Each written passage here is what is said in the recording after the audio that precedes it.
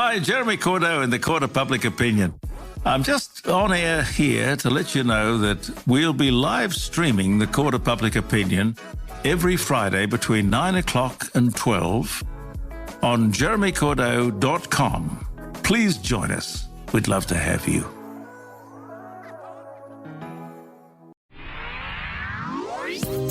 It's The In Show, Australia's only show dedicated to innovation from Adelaide, Australia, and across the globe. Hello again, it's Troy Sincock and David Grice, and once more we are talking innovation. It's a Monday, so David, it's time to bat up some of those weird and wonderful stories from all around the world, and we've had some very, very peculiar ones. You really have. Actually, by far, so far on the show, my favourite's been the one about the husband storage pods. I often use that in conversation when I'm talking to my friends. Remind me of that. That's when people go, when you're going shopping with your wife and you just can't take it anymore, and then you get to put yourself in isolation and play games and that kind of thing. Well, actually, more so it's the wife being able to put you into this glass box and you sit there and recline. You can have a sleep, you can play video games, you can watch videos, you can do whatever you want while your wife's off having a lovely time without you nagging and worrying her, which I just think's fantastic.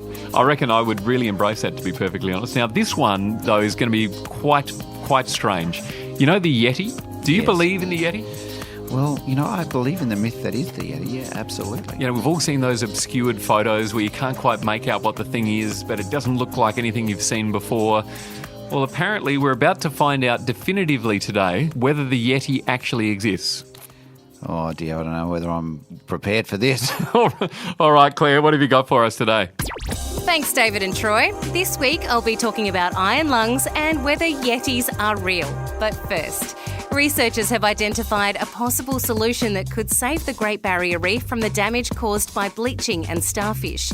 It's a new life support system that uses source reefs. A group of researchers from England, Queensland and the Australian Government Research Agency, CSIRO, found areas that could be used to produce larvae. They found over 100 source reefs that could be used to repair other parts of the reef by scattering fertilised eggs. The eggs that are produced in these reefs will be swept away by currents into other areas throughout the annual reproduction cycle to help the Great Barrier Reef repair itself. These individual reefs have been chosen because they're connected by currents to other reefs and they have a low chance of dying from bleaching. Changes to light, nutrients and temperatures cause coral to release symbiotic algae that bleaches it white. These reefs have also been chosen because they don't have many crown-of-thorns starfish, which are carnivorous coral-eating organisms. Although scientists say this won't safeguard the reef's future, it seems it is a step in the right direction. The maker community is rallying together to save a woman living in an iron lung. Martha Lillard has polio, which is an extremely infectious disease that attacks the nervous system and sometimes causes paralysis. The 69-year-old Oklahoma woman has been paralysed since she was 5. For over 6 decades, she's been relying on her 360-kilo iron lung to breathe.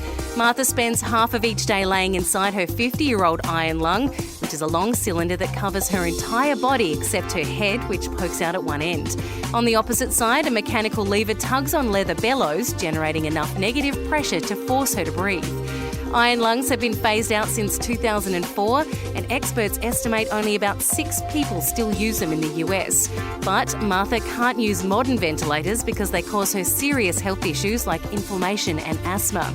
Now her iron lung needs spare parts which aren't manufactured anymore. So the maker community have come together to find a way to create the parts. They think they can use 3D printers, scanners and computers to reverse engineer the parts once they have access to design drawings. It's an incredible display of kindness which will hopefully save and prolong the lives of the last few remaining polio survivors. Have you ever wondered if Yetis are real? Well, researchers from the University at Buffalo in New York have found Yetis aren't real. A Yeti, otherwise known as the abominable snowman, is a large, hairy and tall animal that looks like an ape. The team conducted a DNA study of 9 supposed Yeti samples, including hair, skin and bone, but found that 8 were from bears native to the Himalayas and the other was from a dog. Charlotte Lindqvist, who was in charge of leading the genetic analysis, believes this is conclusive proof that the Yeti is just a type of black or brown bear. Until now, the true identity of the creature has evaded scientists who've been doubtful that the mythical beast even exists. According to folklore, it roams the snow-covered mountains in Tibet and Nepal. Despite this finding, Charlotte believes the legend of the Yeti will most likely live on, as it has become an important part of the culture of the Himalayan villages. And that's what's in news this week. Thanks, Claire. Well, David, I am shattered about this because the abominable snowman, or the Yeti, I thought this, was going to live on forever. I almost don't like the fact that science has got involved in this and is trying to tell us that the Yeti doesn't exist. 8 were bears and 1 was a dog. I mean, there's got to be other samples out there. Is 9 samples enough? Well, I tell you what, after a few red wines, you could think anything's anything, couldn't you?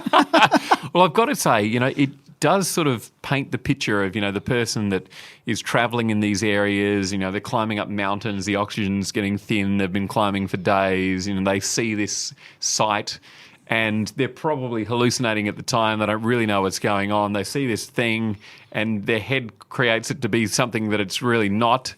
It's kind of a bit disappointing, but actually most of them could be bears. Yeah, look, it is. I really do agree with you. I think that mystery surrounding it's like the Loch Ness monster, yes. Really, isn't it? Is that real or is it not? We haven't got any scientific evidence, but I'm sure we're going to find some soon. But now the mystery of the Yeti is, but is the science right? That's the question. Yeah, that's true. When you talk about the Loch Ness monster, I mean, what else could that be other than a massive sort of dinosaur that lives under the water? Oh, I've got I seriously don't know. No, I don't either. And to be honest, that also begs the question around the Bermuda Triangle. Like, does that exist? And, do things disappear in that as well? And honestly, let's, I'd love to see some, exploration around that as well. Okay, I think what we're saying is that there's still plenty of things unexplained and we're not entirely convinced that the Yeti doesn't exist. Well, no, I don't think so. It's the In Show podcast. Make sure you subscribe, leave us a comment, even rate us 5 stars. Do you reckon we're worth it, David? Well, I'm hoping so. Now, tomorrow on the podcast, we have got a woman who has travelled the globe. Yeah, and she's a user experience specialist. Now, we're going to unravel the mystery of what a user experience specialist does. We look at the technology that's emerging now and we look at how it's infiltrating our very lives, but we have people that are dedicated to actually making sure the experience of us using the technology is something that's, positive and engaging right across the board.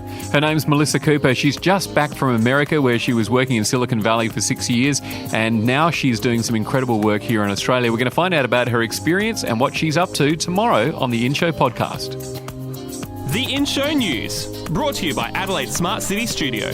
Subscribe to the In Show podcast on iTunes. A Dave and the Beanstalk production.